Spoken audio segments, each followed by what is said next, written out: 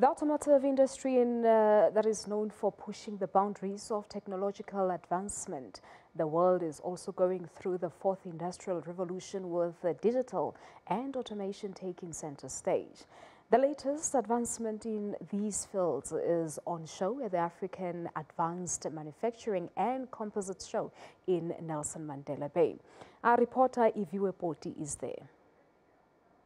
Maths, science, manufacturing, technology, moving forward in the world, new innovative ways.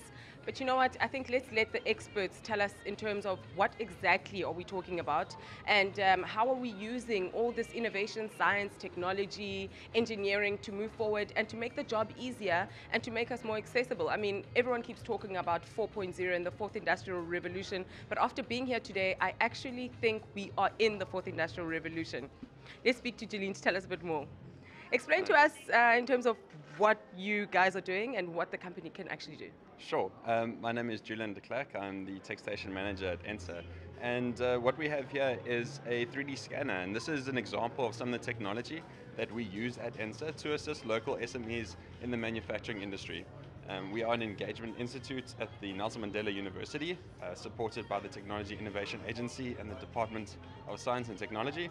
And our aim is to support local companies, local South African companies, in producing better components, better parts, and better technology in their outputs. And we do this through applying high-end engineering services and technology like this 3D scanner, which can enable a company which can never afford to employ their own 3D scanner and use that to really benefit their outputs, to use new technology to get the best results in a world-class environment. Great, can we see what the 3D scanner does? Because a lot of people don't even understand what 3D scanner is. Sure, no problem. So the way this works is we project a laser crosshair onto the surface. You can see there's 7 crosshairs that project. And what that does is it uses 2 cameras to pick up the surface that we're busy scanning on.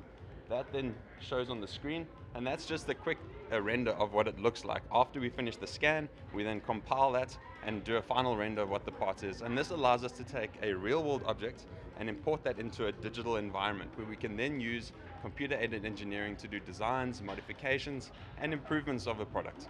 And then just lastly, how important is it for us as South Africa to keep up with in terms of engineering, technology, in order to make the job easier, especially for a country that is so big in a motor manufacturing industry as well?